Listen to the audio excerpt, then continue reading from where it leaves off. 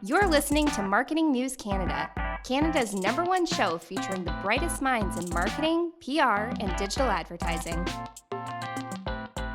Welcome to another episode of Marketing News Canada. We are so thankful you are here. We have a very special episode brought to us by Function Point. They were kind enough and generous enough to host this episode and bring together some of their amazing thought leaders across North America when it comes to agency life, project management life, and what that whole world looks like. And we're going to dive into some incredible data from their latest report, which you can download, link in the bio. So without further ado, let's jump right in. Karissa, we're going to start with you. Tell us about yourself, introduce yourself, and what the shop is like that you manage. Sure. I'm Karissa Anderson. I'm the founder and CEO of AM/FM Inc. We are located in Edmonton, Alberta, Canada. We're a team of 10. Full service. So we do offer the digital component that I think we're talking about quite a bit today. That's awesome. That's really cool. Jumping over to you, Casey. Sure. I'm Casey Cornett. I'm the CMO at Spark Creative. And we offer an array of digital assets and creative. So we're talking distribution throughout social channels, Google, IP targeting, and then we have an internal creative team. So it's amazing. How big's your team? I would say all in total, probably around 10 within Spark. That's great. That's awesome. And you're down in Oklahoma City, correct? You're in Oklahoma City, right downtown. Behind me is down the warehouse district called Bricktown. That's amazing. Isn't there a famous song, Oklahoma? Yeah, I'm not going to sing it for you if that's where you're leading this. Okay, I was just trying to. No, it was a famous Broadway play. Going back decades. Amazing. Victoria, tell us about yourself. Yeah, I'm the director of video for Scissortail Media. We are a full-service video production company. We offer video storytelling. That's kind of our niche, and we are a team of 12 people. It's amazing. Oklahoma City, which is amazing. And fun fact, all of you are using a project management system. You're all using Function Point, which is amazing. And you all know what it's like running an agency. And what a year we've had. What an incredible ride, adventure, life it's been. Fun fact as well, you may recognize Karissa Anderson from AM/FM from such news segments where her agency went quote unquote viral, like all of our clients asked us to, make me viral. She tell us about your Christmas. You didn't do a Yule log like we all are used to at Christmas time, watching a 24/7 fire log, and we all wait for the hand to kind of stoke the fire. Tell us what your agency did instead of the Yule log this Christmas. It's so funny. They put together an idea of doing a dumpster fire for the year that we had. And so we constructed a custom dumpster that was to scale, and we lit it up and threw in a bunch of items that we all hated from 2020. So puzzles, sourdough, toilet paper, masks. The word unprecedented, did you put that on a piece of cardboard and throw it in the fire? Okay. Pivot. Yes. That word. No, pivot. I could have thrown that one in, but I got to be the hand in one of them. We had White Claw drinking, and it was fun. It was a really fun opportunity for us. That was awesome. And fine folks like Ryan Reynolds and others and news segments picked this up, and just because they thought this is a hilarious reaction to what a year we had. It went viral for 2 weeks. And so, Ryan Reynolds liked our tweet, and we all lost it. So, New York Daily News picked it up, Mashable. It went as far as actually India. A lot of media was picking up there too. So it was very interesting. Very cool. Very cool. Well, we've all read the report. Function Point took the time to invest in helping educate us, encourage us. And I think a lot of it, when I read that report, it was also just affirmation of like, I'm not the only one. I didn't feel alone after I read that, which was really nice to read. But one of the things I got from it, overall, COVID's impact is significant to us in agency life, with 57% seeing decrease in revenue and 38% decrease in profit margin. However, over 92% of agencies that do not provide branding and strategy and 76% that do not provide digital marketing and services saw revenue drop.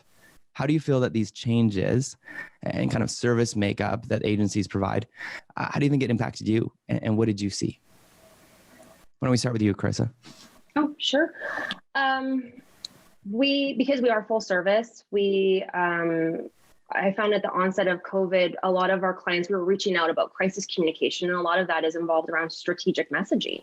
So having strategists involved and our capability to map out how they can be talking to their target audiences and how those messages, or even pivoting messages that are in the market to make sure that they're not tone deaf of what's happening, was very crucial. And so I think that might be a reason for that. And then the digital component of it is, we found a lot of our clients were scared. It's something that we've never gone through. And so some clients paused everything and were worried that there weren't vehicles driving around with outdoor media. So what are we going to do with that? And so they really leaned into digital, knowing that they can turn them on and off, adjust budgets, understand what the target audiences are doing. So the analytics became a lot, and you can change the messaging. So as policies were changing, you were able to kind of adapt and go with it. So yeah, I know that's a long question, but those are kind of my initial insights. Yeah. And Victoria, how about for you, especially from the video side of things? What did you see when it came to client makeup, client requests, and kind of the shift and the changes for you in this last year? Yeah, absolutely. So a lot of what our clients request is, we serve a lot of nonprofits. So they were doing a lot of events and galas ahead of time, a lot of fundraising opportunities, telling their own clients' stories in order to kind of be able to make money for the year for their organization. When the world shut down, it was a complete pivot in figuring out how do they still serve their clients, serve their organizations, and the people that they're trying to get services out to without this component of in-person events. So the request changed a lot to how do we create compelling content that people want to sit, after being on Zoom all day at your work, they want to sit and watch it. They want to take time in the evenings when they're finally done at the computer to attend an event or watch a client's story, donate money. I mean, at the end of the day, create results.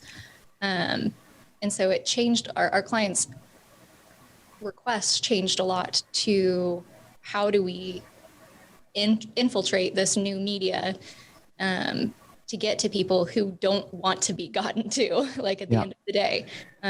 Digital was a really hard element of 2021, but 2020, but it was a really necessary element. So our strategy was just to pivot and listen and figure out how to shift our normal way of telling stories into a way that is quickly and more efficiently told. Victoria, I have to ask, being in video and kind of the video agency side of things, your thoughts on TikTok. And did you at one point become addicted to TikTok, or are you still an addict? Absolutely. Unfortunately, I actually held out a lot at the beginning of quarantine. I have younger brothers, and it was kind of one of those mediums that I just made fun of them for getting on for. They're all doing this. Yes. I thought it was all dancing, and I thought it was all just weird content. So I ended up joining TikTok in late summer of 2020, and very quickly realized that it's not just dancing.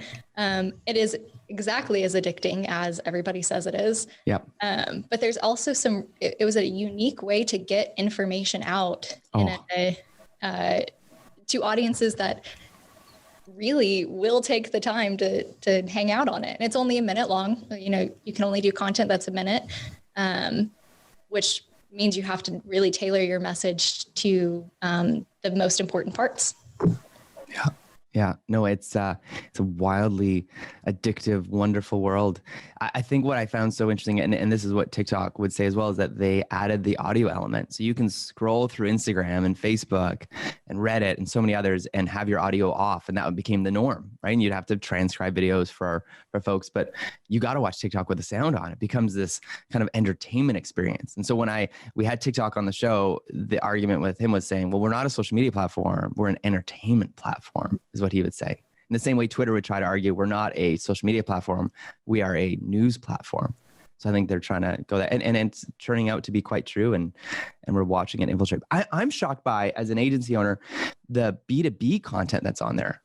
more often than not, I'll watch a video and be like, that's actually really important. I didn't know about that software. And I'll share it with my team, or I'll export the video. And then it's so funny. Friends the next day at work will be like, so you on TikTok last night, I guess, eh? Cause I've shared like 2 or 3 videos with them that I was like, check out the software.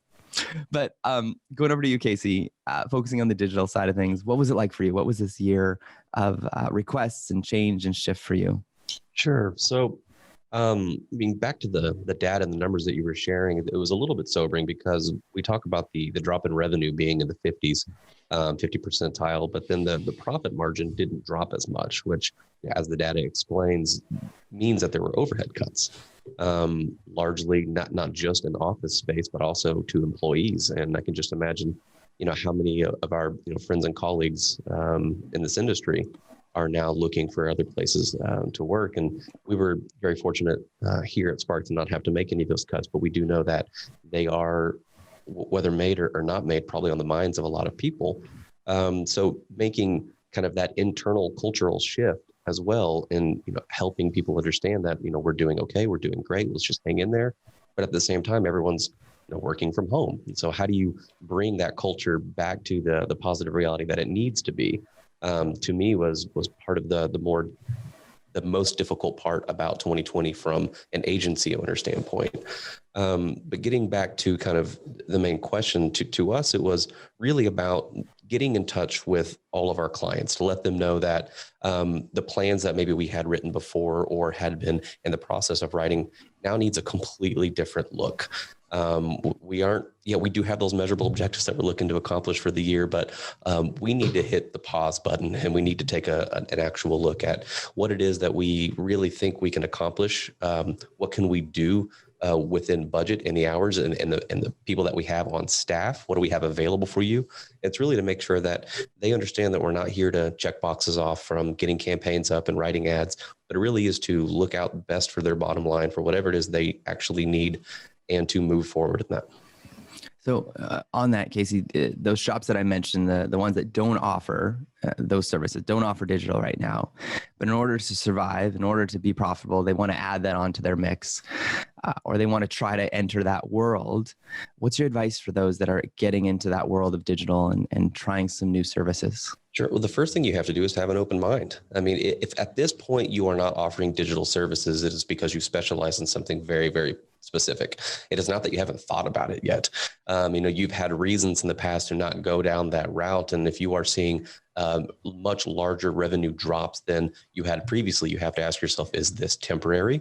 Or are we ever going to get back to what is the now new normal? And, as an agency that does offer those things, we were, very fortunate to not have to make an enormous shift in services. But if you keep the same staff that you currently have and are looking to, I don't know if the word pivot is what we want to use, into some of those digital services, it'd be very difficult to do with the staff that you currently have if you have not yet gone into digital. And how do they find new staff? Where have you found the best kind of places to go? Well, it was kind of funny when Victoria was talking about how she was making fun of TikTok with her brothers because it was kind of a new platform. It kind of brought me back to the summer of 2008 when I started doing social media for businesses using Twitter. It was one of those things where everyone didn't know really what to do or what to say and how it performed from a business perspective. And every time a news story would break on the 10 o'clock news and the reporter saying something like Twitter or I saw this tweet, everyone would kind of giggle on air because they didn't know what to say or what to think of it. I feel like we're kind of in that same area right now, Facebook and Twitter. And you could definitely say Instagram as well, had always been this enormous stronghold on the industry. And we're starting to see more and more things begin to become developed. And I think over 2020, it probably pushed the innovation into a lot more of that as well. And I feel the same way when you were talking about the B2B on TikTok. I think a lot of people are still trying to figure it out in 2020. The issues that everyone had in the industry forced us into looking into other ways of getting a message in front of the right audience. Yeah. And going over to you, Victoria, I think this was a big awakening as well, just even recently, about realizing Reddit has a force and has an influence on the world. And as we look at, there's blue collar employees, there's white collar employees, and there's this new world of new collar employees. Where do you go when you post a job? Do you go to Indeed? Do you go to like video schools? Do you go to LinkedIn? Where are you finding these people to hire? Or do you go online and say, that was a great video, and you offer them a job over Instagram? Like, what's it look like for you? Social media is a huge player, especially for hiring video professionals, video and photo professionals, because your work is typically very subjective. And you're looking for, at least for me when I was making hiring decisions. So like Casey at Spark, at Scissortail, we did not lose a single staff member during COVID. And in fact, we had the opportunity to hire 2 new staff members in 2020 to meet the rising demand for the products that we were creating.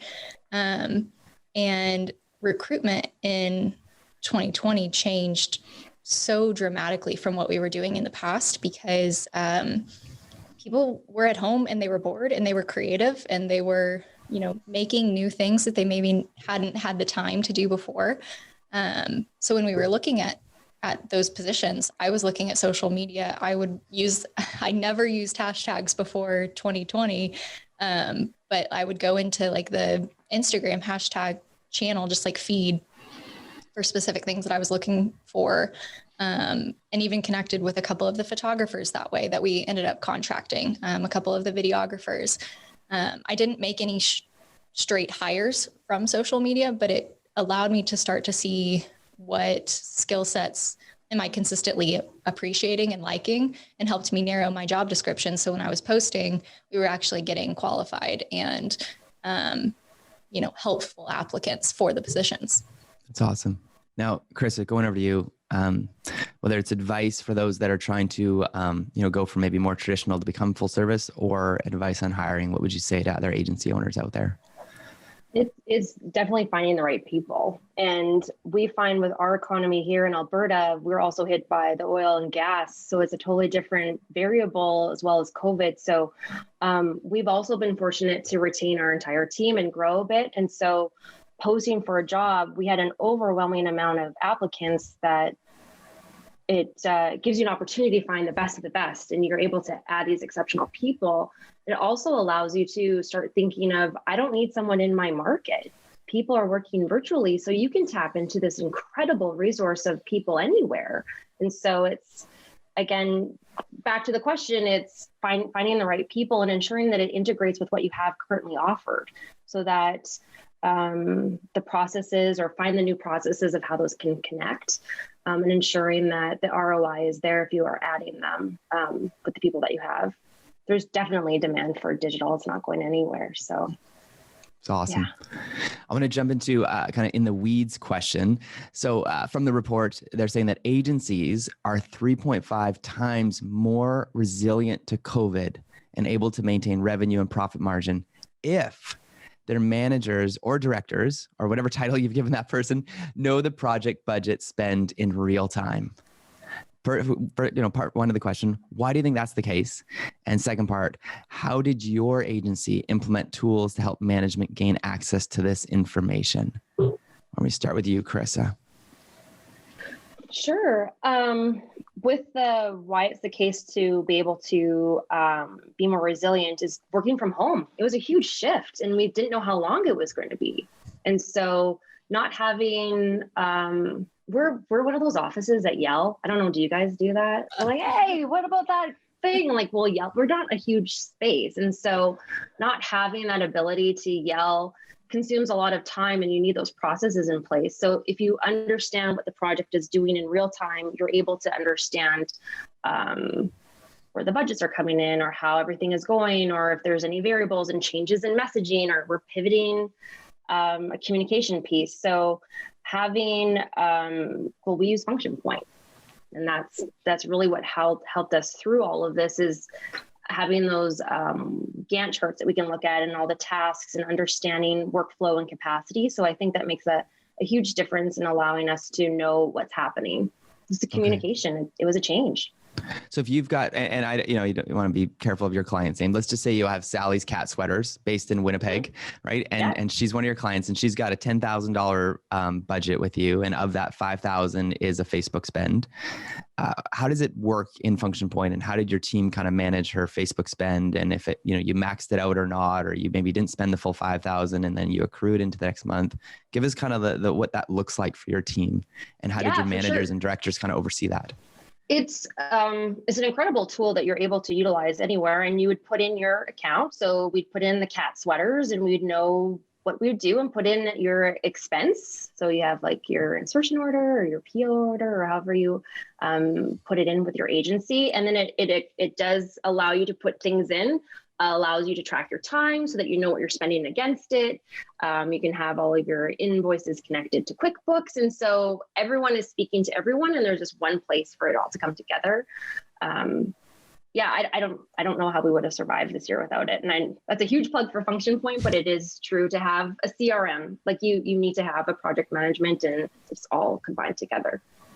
And that's awesome. And Victoria, for you, did you find you were maybe in Function Point more often in your project management tool because of the climate we were in and because of so many shifts? And maybe with those shifts, how did the tool help you? And how did that work for you? Yeah, so I have been, our company has been in Function Point since November. I don't know if you guys know that, but that's like 6 months after the pandemic started. So and this kind of leads to why we decided to go with Function Point in the first place. So we were noticing when COVID started that there was a lot of decision-making based in emotion. There was a lot of decision-making based in, well, we feel this way because of this, and we think that the trends are going to go this way. Maybe we should do this versus that. And really found that we lacked the data to back up any of our decisions, really.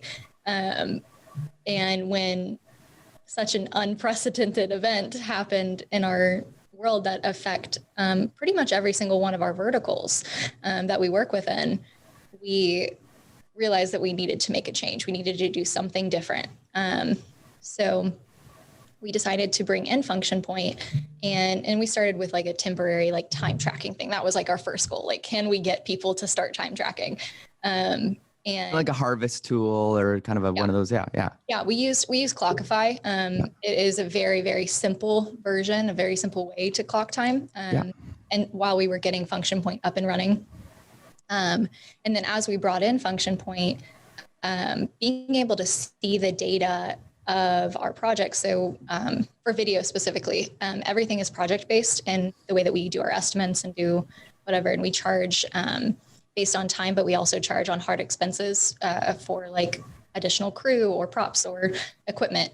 And so like Karissa, we add expenses directly into the project that we're tracking it, or to the job we're tracking it to, and got to see very quickly in real time, okay, we are coming up on our hard limit of we're gonna hit max spend on this project, and we're about to reach the point where there's no way to get profitable.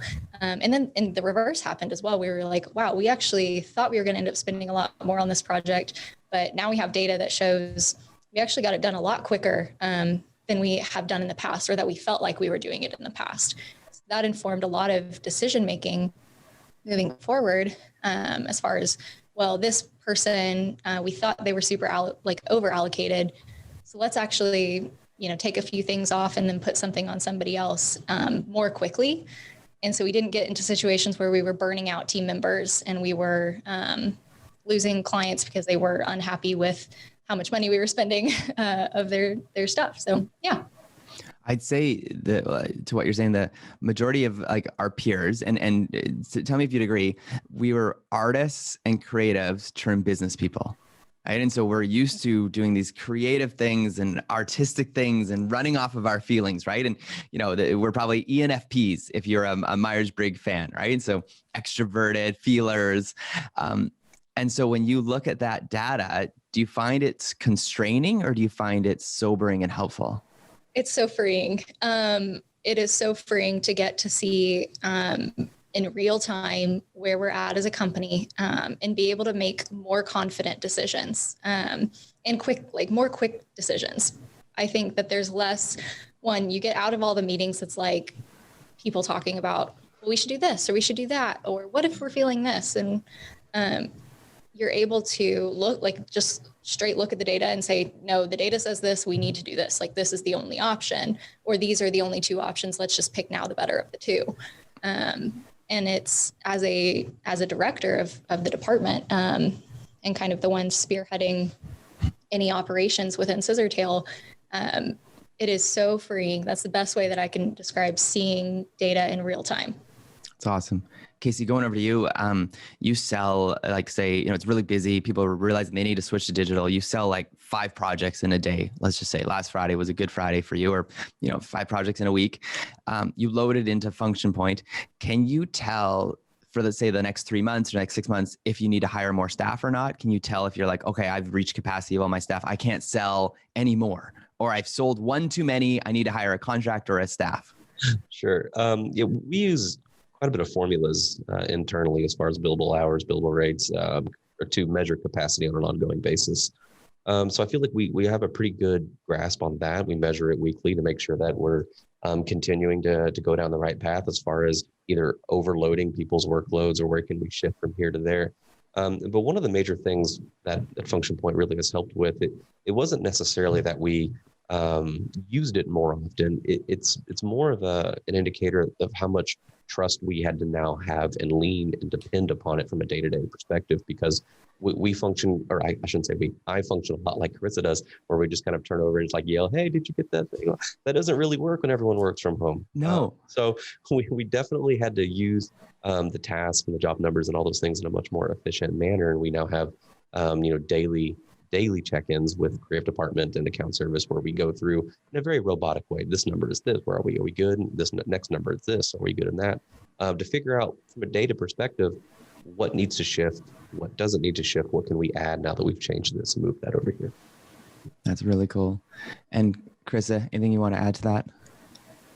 I was also thinking with the reporting, like the back end, you can customize different reports to understand those projections and invoicing and where you're at with cash flow. And so those are things that I really utilize daily. Like Function Point is always up, and it's great. We kind of touched a little bit on tasks, but it's wonderful to have those tasks, because sometimes like when you're in an office, you bump into each other at the coffee machine. You're like, hey, how's that direct mail piece going? And we're like, oh yeah, right. Like you kind of have those reminders and touch points. And so having the tasks and accountability, I think is a huge component of why Function Point really helped us through this, is that you're able to visually see things and put in expectations of deadlines and timelines, and it's all done for you.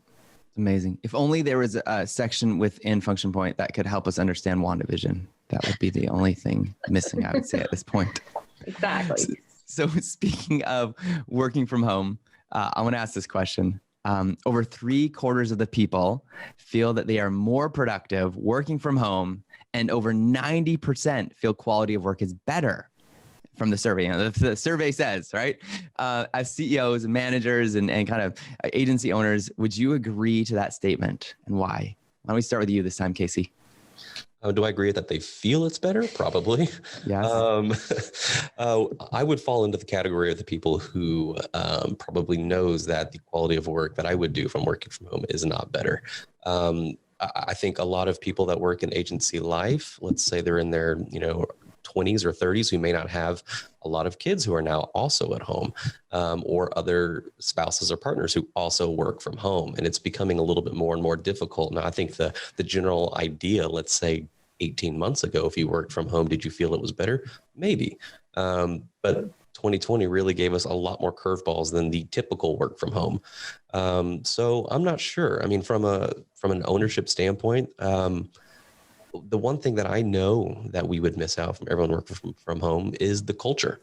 It's really hard to help grow that culture when everyone works from home. Is the work deliverable a little bit better? I think it's maybe a case by case basis, but what do you lose from the culture perspective by having everyone work from home and really implementing a lot of really good processes of work from home? Because when you get really good at it, then all of a sudden you have to then now shift to how does this affect our culture and where do we go moving forward?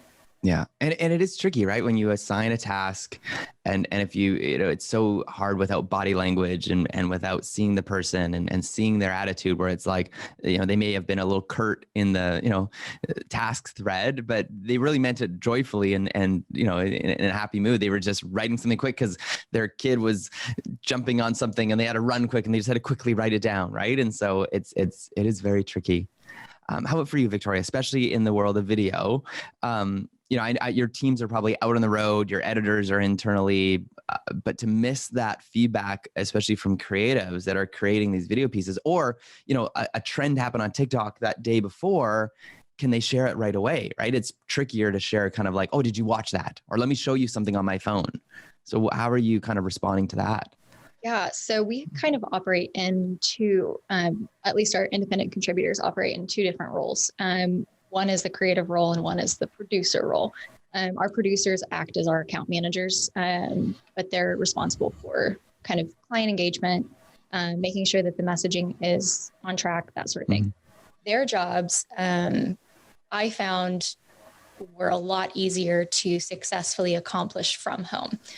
Because they're not getting interrupted every 5 minutes. They're actually able to kind of tune into whatever they're trying to focus on without the creative teams or the leadership teams coming in and asking a million questions. Yeah, because you're editing, you're in the zone, like you're like coding, right? You're editing the piece. Yeah. So our editors are, our producers are not, yes. But they are. They're also, they're writing interview questions. They're writing story flows, that sort of thing. So I found that they ended up being more productive from home for at least the first bit of COVID. Yeah. Okay. Our editors were almost the exact opposite. Oh, wow. Because we have a very open door, open kind of question policy in our office where it's like a yelling thing, like, hey, give me some feedback on that. Like, hey, can you roll over to my desk and watch this 2-minute piece? Yeah. Give me some feedback. Let's talk about ways that we can make it better. Or, hey, I've got this problem with this story. I just really can't figure it out. Can you give me some insight?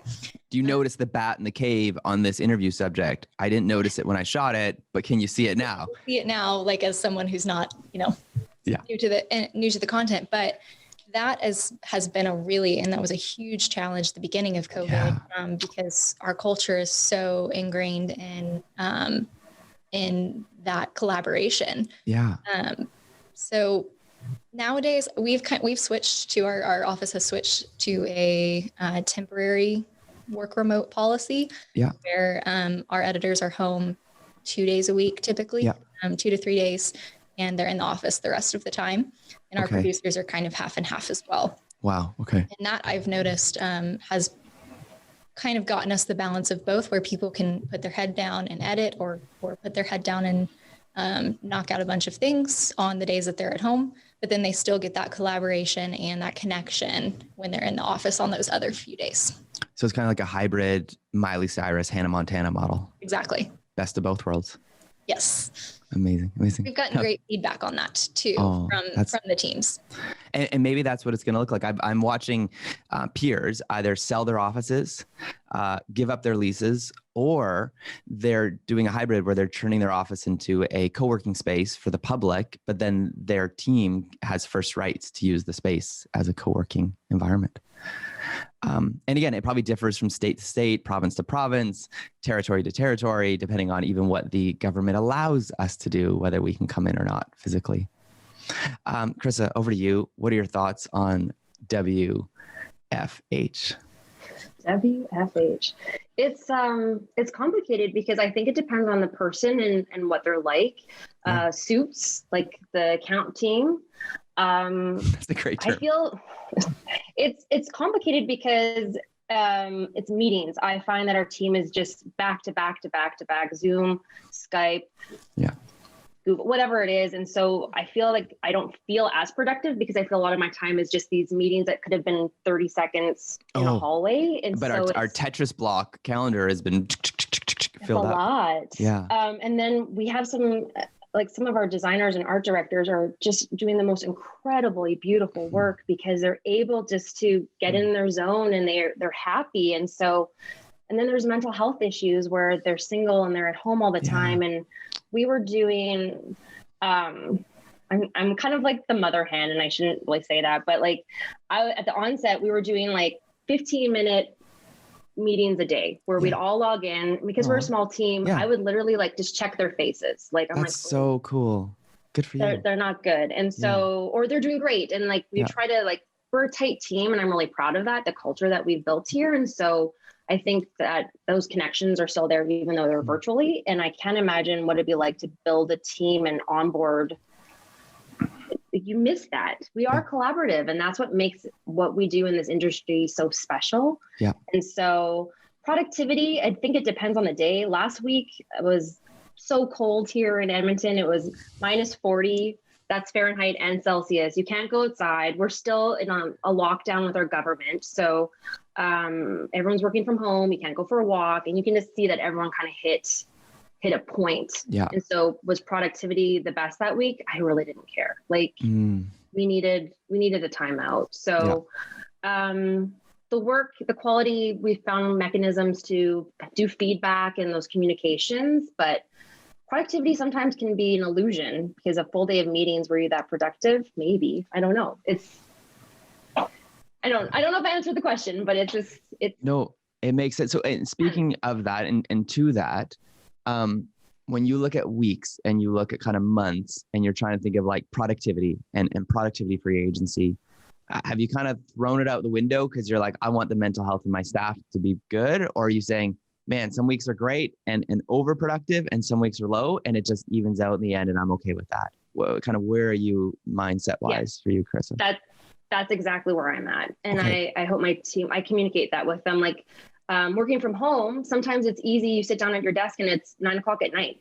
You're like, oh my God, like you lost a day. Yeah. And then there's other days where you just need to take a day, take a day. Yeah. We're a little different. We don't track time. Yeah. We are flat fee project based. So we know what the hours are, and being in the industry, as long as you are, you get it. So, as long as we are delivering our clients strategic, beautiful work that is making an impact with their target audience right now, that's success to us. So, okay. And do you have a timeline? Are you saying, okay, vaccines get rolled out, we're vaccinated by December 2021, everyone let's get back in come January? Have you even kind of gone there yet mentally or told the team yet? We have to start thinking that through. I've been thinking about that a lot. There's team members that are excelling at home. Like they like that head down moment. I think it's going to be a hybrid, like Victoria and like what you guys are doing now is come in certain days for those collaborative meetings and build that culture again and learn and grow from each other. And then have some days where you can work from home.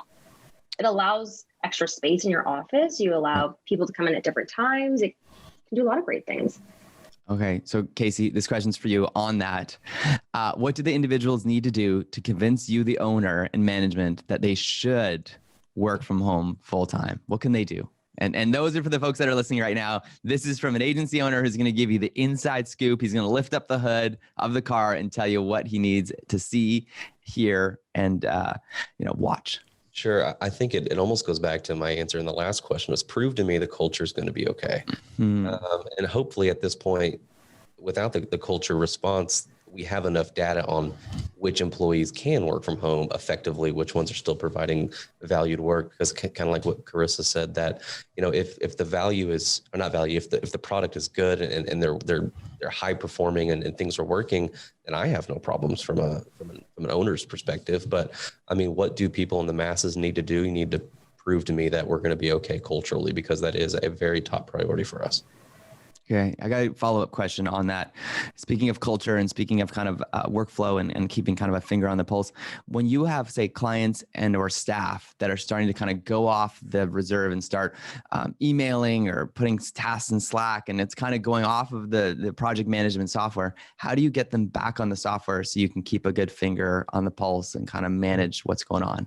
Yeah, I would say we do a really good job around here of checking in with each other. I mean, not only daily for what's due right now, but also weekly, team meetings, one-on-ones. We very much are staying on top of things, and it never does any good to sweep anything under the rug to say, especially in this period of us working not all, but mostly remote, where we don't have those water cooler conversations or discussions when things are coming up and things may or may not be missed or dropped or forgotten because they weren't in maybe a Slack channel or something very similar. We are in communication enough to know that we ask those questions. Why did that happen? Was it best for you? Was the response good enough? Should we then look at our current processes to change in the direction that you and maybe a lot of your coworkers are moving into in a natural manner? Yeah. Or do we need to kind of make everyone stay reminded? We do have weekly all staff meetings as well, to really bring up any issue that we may have had from the client or from an internal perspective. And we also use that time to really champion a lot of the good things that have been going on internally as well. Now, do you use Function Point, Victoria, for you? Do you have your clients use it as well, or do you keep them separate? Like it's just for your staff? We keep them separate. And we do that because we want Function Point to be a safe space for our team to ideate, to have conversations, to have open, honest dialogue about where they're at with a project. And we felt, because we were on a different project management system before that had our clients in it, we felt like that wasn't the direction that we wanted to go with this one. And I would stick with that, having been a part of it for almost 4 months now. Yeah. And Karissa, you? No, I'm on mute. Oh my gosh. How many times do we say that a day? Our clients don't have access to Function Point. And I agree. It's kind of a safe space, but the function is there if you need it, which is innovative. So that was a really bad answer. No, it's great. So question for you, we all have our phones, right? And we wake up in the morning and depending on your level of kind of what your morning routine looks like, some of us go and check it right away, and we check Google News, we check Apple News, maybe we check our Instagram, right? Or we check our TikToks, whatever it is that we first check. When you log in a Function Point, when you kind of get to your work and open up your laptop, what are the data points? What are the pieces in Function Point that you go to first, that you love looking at, that helps you give a good perspective as kind of the owner, leader, kind of captain of your ship? Let me start with you, Karissa. I usually look at if there's any notifications that I need to know, if my team has been commenting on anything that's urgent. I like to look at what tasks I have to do. We've really been digging into that. We didn't do that before because we were yelling. So it's like, what does someone need me to do and when is it due? And then I like to look at the work plan and just see what everyone's day looks like. Is someone overloaded? Is someone a little light? Can we shuffle things around? And then seeing really some major projects coming to an end. So it's a one-stop shop that I like to be able to, it depends on the day, I guess. And it's your accounting as well, right? So maybe month end or early month that you check that as well. Some of the data points there, your bookkeeper, accountant makes sure you check that. Yeah. And our bookkeeper and accountant both have access to Function Point. So they are able to pull anything from dockets and understand any expenses. So as an operation, I'm always checking what receivables we have coming in and payables and understanding our cash flow. And it's streamlined. That's amazing. So Casey, for you come into the office or you go into your basement or whatever closet room you've been given in the home, and you open up your laptop or you turn on your IBM desktop computer, whatever that looks like. What are the first things you do? What are you checking, and where do you go for to get a good perspective on the day? Sure. I would say the first things the priority that I'm looking at is really checking on the capacity of the current staff for today, for this week, for this month. Really trying to figure out, do we have what we need in order to get all of our tasks done on time and done the way that they should be done. So it's really looking for red flags. I'm not necessarily looking for one particular thing to be, have a green light or to be checked off. I'm really looking at the overall thing, just making sure that as someone who is not in the day-to-day of the actual client postings, I can look at it from a broad perspective just to make sure that our entire staff is taken care of and that everything we have currently on the docket is going to be able to be accomplished. That's awesome. And what do you guys call that in Function Point? What's the term that you kind of go to? What's the section within the software? We haven't labeled any of that yet. It's more just me checking in there, mainly daily. Yeah. We have the way that we have it set up. We have, the tasks and the due dates and everything. And then, like I mentioned, we do check in pretty much every day with either department heads to really make sure that the things that are on the task sheet to be done can be done and be done on time. Awesome. All right, Victoria, your morning routine after you've had your hearty bowl of Wheaties or whatever your breakfast looks like these days. Yeah, so you can build out custom dashboards in Function Point. And so I have a couple different dashboards. I have like my daily kind of everyday information, which is we use pinned notes a lot. So I'll see if I have any pinned notes from my team. Same with alerts. So my like daily list looks like pinned notes, to-do list items, alerts, which will give me, like Karissa said, is my staff commenting? Do they need things from me? And then I have another dashboard that is specifically for projects, project tracking.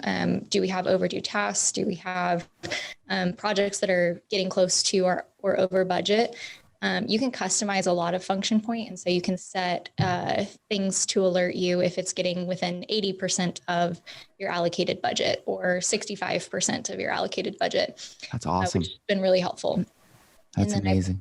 The reporting tab, you can build out custom reports that get you whatever data that you need. Much like Casey was talking about, we have a set of criteria that we look at on a daily, weekly, monthly, quarterly, yearly basis. And you can build out those reports to, with the click of literally 2 buttons, open up those reports, see all the information that you need, and then know moving forward what things need to be adjusted, that sort of thing. So that's my daily kind of to-do list items. It's awesome. So any closing thoughts or encouragement to CMOs, agency owners, people that run in-house teams? Chris, so why don't we start with you? Any closing thoughts for our listeners?